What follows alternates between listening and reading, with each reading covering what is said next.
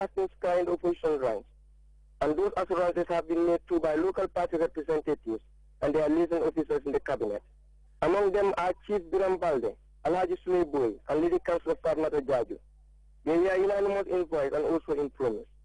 Victory for the APRC, according to the stalwarts, is a matter of must, and the polls they say will be free and fair.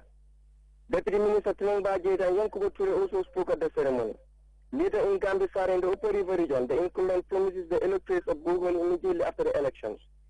This came after an appeal by his supporters here, who complain about a current problem gripping their water supply system due to recent expansion in the community, and the need for government intervention to save the situation. He has strong support in this religious community, and proceedings in the meeting lasted less than an hour, because the president saw no need to talk politics, when his mission is to thank them. He proceeded to the administrative capital of the Upper River region, Basse, and the procession that progressed with his convoy towards his residence was unimaginable. It was a spontaneous turnout, inundating the streets of this busy town with 30 lorries drumming their way along the slow-moving vehicles. It looked more like an entry into Banjul, and it was so comforting to the entourage, but not to his opponents. The incumbent proceeded this morning with a meeting in Jakunda in the Unwuli, and is presently being treated to sound and positive discourse at the Basse Stadium. Abdinjai with the presidential entourage. Well, you can also follow that story and other GRTS programs live on our website at www.grts.gm. There you can also monitor GRTS Radio live. We go with our first break now. We'll be back with news from outside the Gambia.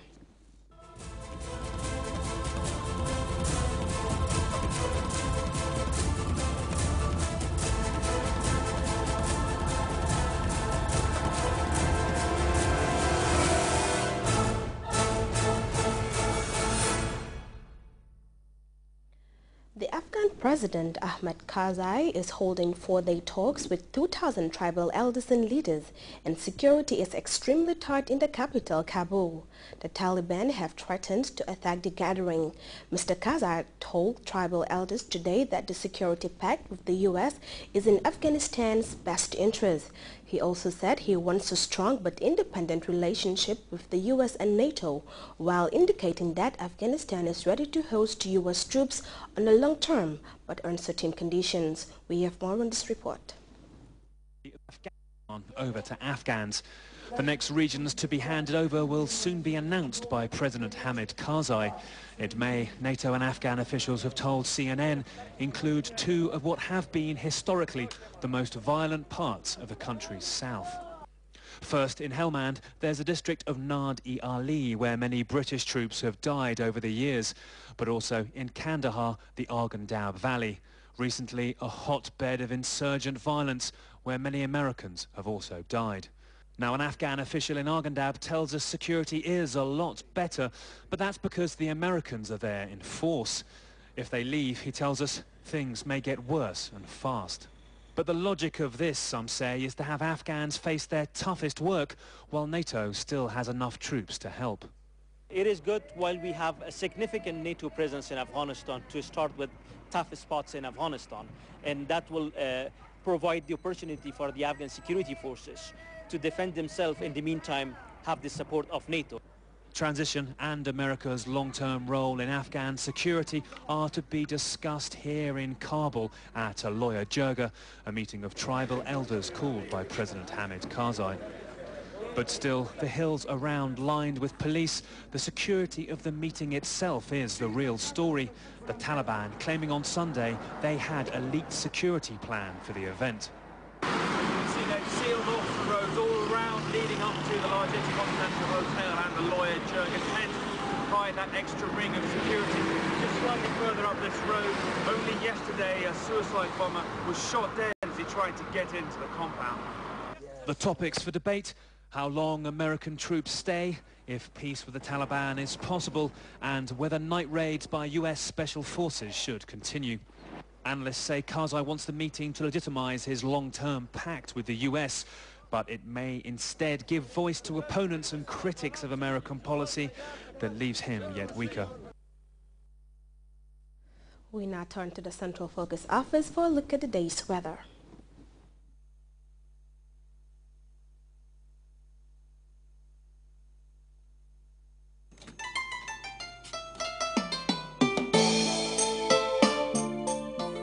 The Gambia is endowed with a wonderful landscape full of baobab trees. Like its Cape Point in Bakau, it is one of the most exotic sceneries in the world. The baobab tree is a symbol of resilience, wisdom, and resourcefulness. For the baobab tree provides good food in times of hunger, rents its bark for medications, and its sap for glue. In the Gambia, there is a company like the baobab tree, 100% African and purely Gambian in all aspects. In know-how, design, value, capital, and management. That company is Elton. Elton, employing hundreds of Gambians and proudly associating itself with development in the Gambia. Elton, side by side with the Gambia.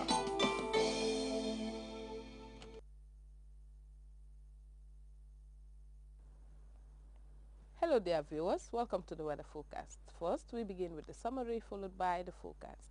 The day today was mainly warm and sunny throughout the country, and to know what prevailed over the rest of the continent, we take a look at the image captured at 16:30 hours, indicating the presence of convective clouds over parts of Gulf of Guinea states, Central, East, and part of South Africa.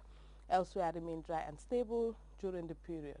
For the forecast tonight, we'll be expecting warm and variably cloudy conditions to prevail over the entire country, becoming cool towards dawn.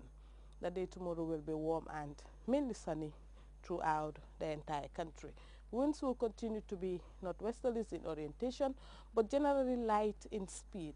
For the minimum temperatures, we'll be expecting 21 degrees Celsius over Banjul and Jundum, 20 over Karawan and Sibanor, whilst Jinoy and the rest of the country will be 19 degrees Celsius warm tomorrow morning. For the maximum temperatures, we'll be expecting 33 degrees Celsius over Banjul and Jundum, as well as Karawan, while Sibanor will record 35 degrees Celsius. Jinoy and Sapo will record 36 degrees Celsius, whilst Kawu, Jenyambure, and Bassa will be 38 degrees Celsius warm, and Fatoto 39 degrees Celsius warm tomorrow afternoon. For those going to the sea, we'll be expecting a low tide of 0.51 meters at 7:56 a.m.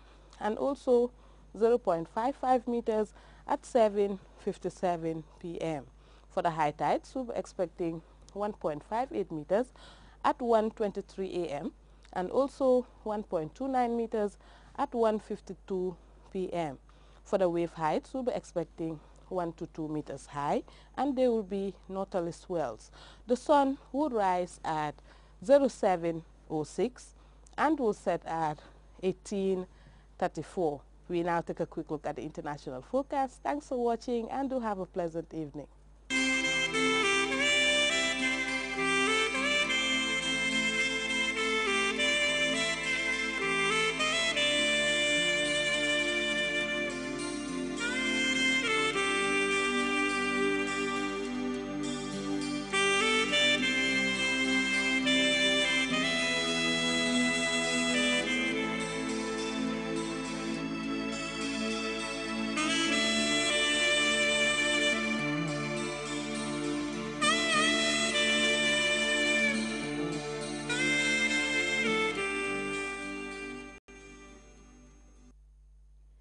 And before we go, a reminder of our headlines. The Independent Electoral Commission has outsourced its voter sensitization exercise to the National Youth Parliament and Youth Ambassadors of Peace. Officials of a German airline with interest in the Gambia's air travel industry have been talking business with the Vice President, Dr. Isatunjai Saidi. Prosecution witness Usman Top has told the court that no portion of the information contained in the Coalition for Change Gambia emails was concocted. And Afghan President Ahmed Karzai has been making the case for a long-term independent relationship with the US and NATO, but not without strings attached. You can also follow that story in other GRTS programs live on our website at www.grts.gm. There you can also monitor GRTS live. And that brings us to the end of the news at 10. Thanks for the pleasure of your company and enjoy our programs.